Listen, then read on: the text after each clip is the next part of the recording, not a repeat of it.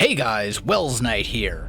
Star Wars Jedi Fallen Order is something that a lot of people have been waiting for a long time. A single-player Star Wars game, developed by Respawn Entertainment and published by EA. Is this the game that brings balance to the Force? Or does the EA Star Wars legacy die with thunderous applause? Let's talk about it. But first, a couple of disclaimers. I will try very hard to avoid any story spoilers beyond the very beginning of the game. But there will be some minor spoilers regarding features, abilities, and unlockables. If that bothers you, now is your chance to leave. I played through the entire game on PS4 Pro on Jedi Master difficulty, which is the second highest difficulty available. However, I will only be using footage from the first couple hours of the game because, again, I want to avoid spoilers as much as possible. Lastly, if you're interested in seeing my playthroughs of games like this, including the VODs of my actual Jedi Fallen Order playthrough, make sure to check me out over on Twitch at twitch.tv/Welsknight. Without further ado, let's dive right in. I would best describe Fallen Order as the combat from Sekiro: Shadows Die Twice meets the puzzles and parkour of Uncharted meets Star Wars.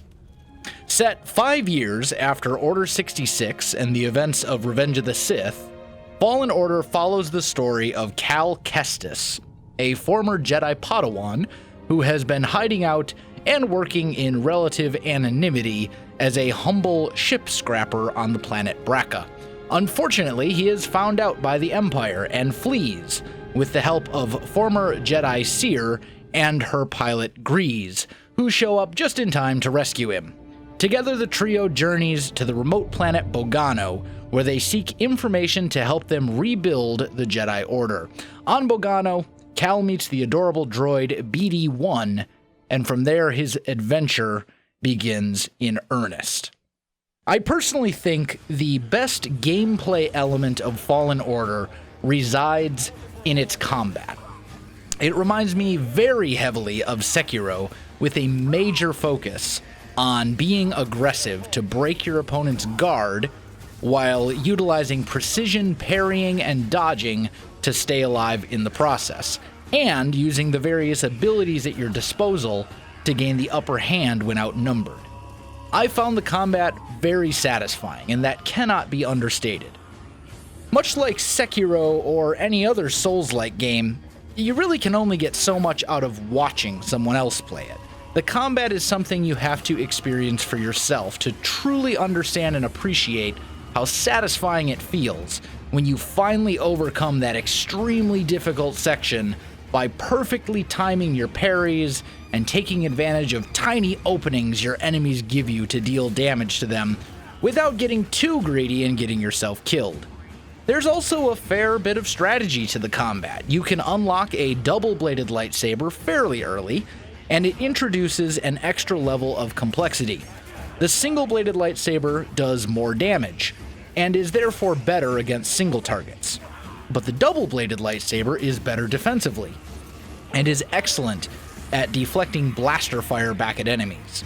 You'll also unlock skills which allow you to fluidly transition between the two lightsaber modes, and mastering this alongside with when to use your various force abilities will be very important if you want to succeed.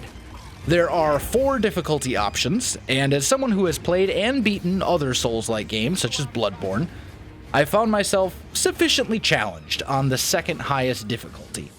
Not so tough that I was dying constantly, but not so easy that I was steamrolling the game either.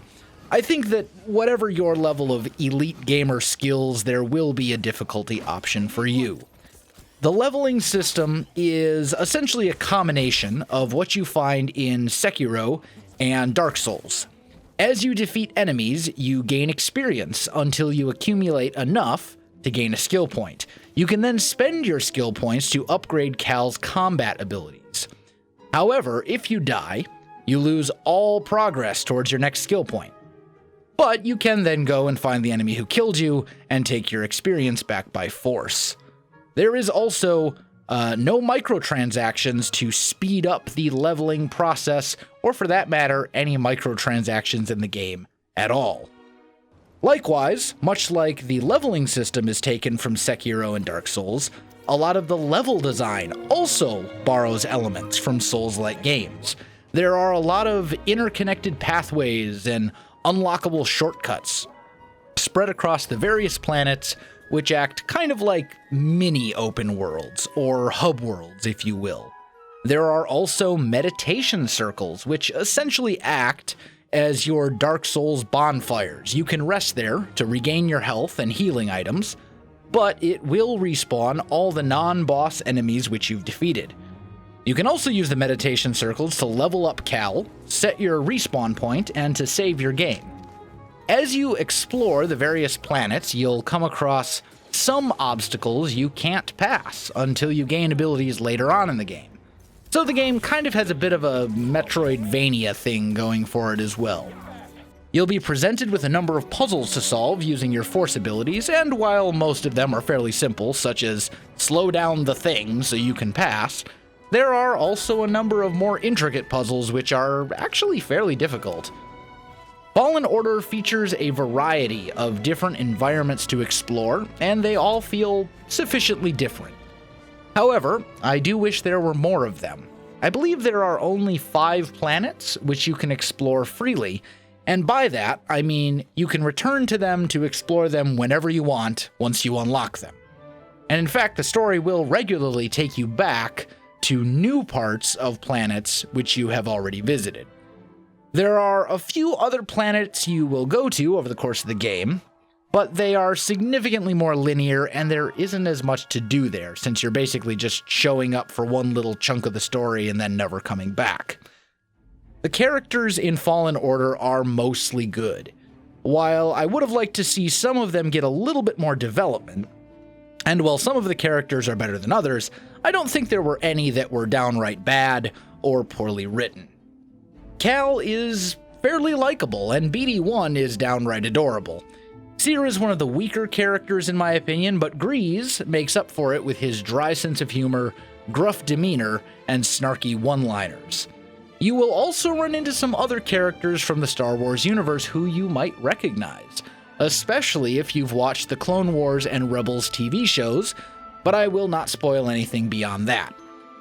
I'd say the quality of the story itself is fairly average. It's definitely not bad, but it's not the Last of Us levels of writing either. It's a fun little Star Wars adventure, and it definitely has some major highlights, especially for Star Wars fans who have watched more than just the movies, but I don't think I can really elaborate much beyond that without spoiling things, so let's just say that I thought the story was adequate.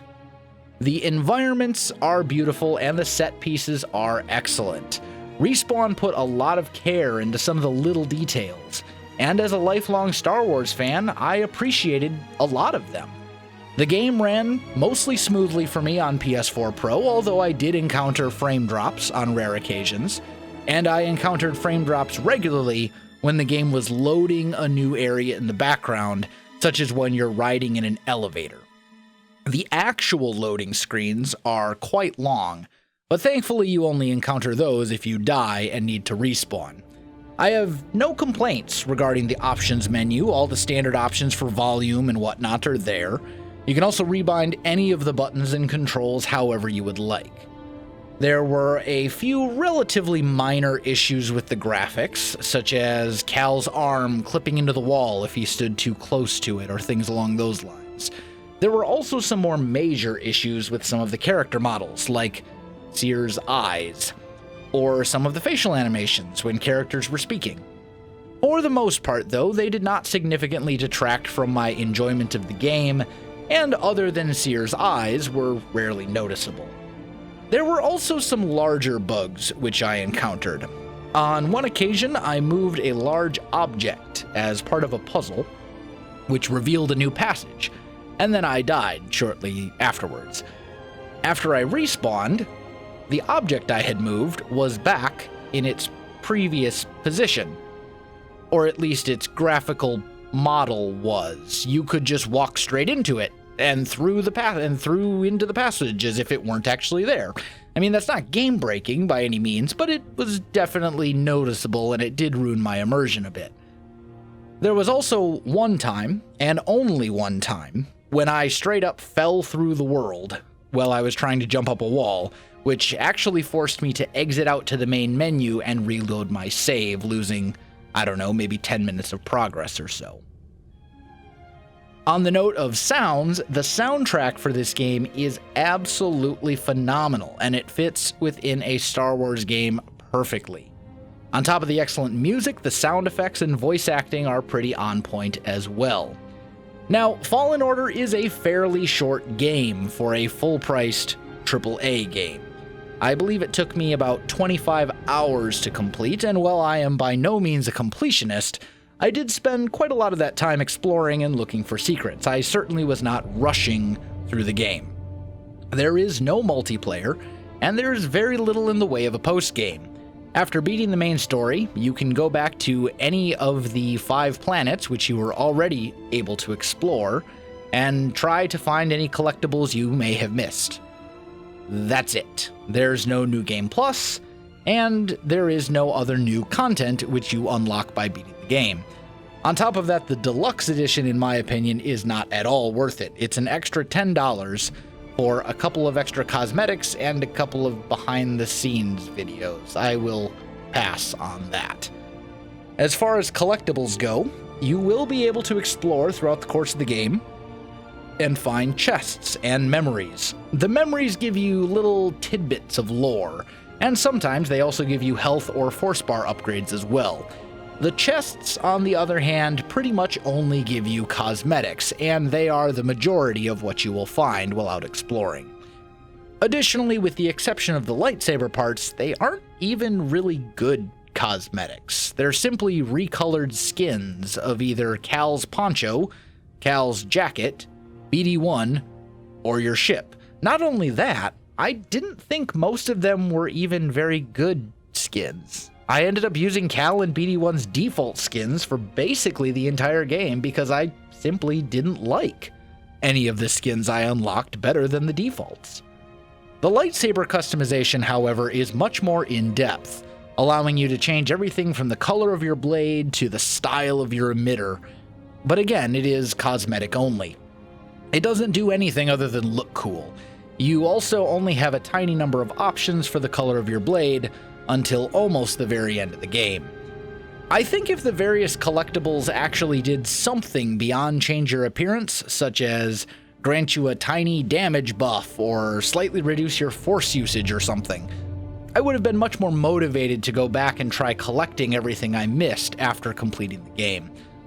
Lastly, there are some absolutely great moments in this game.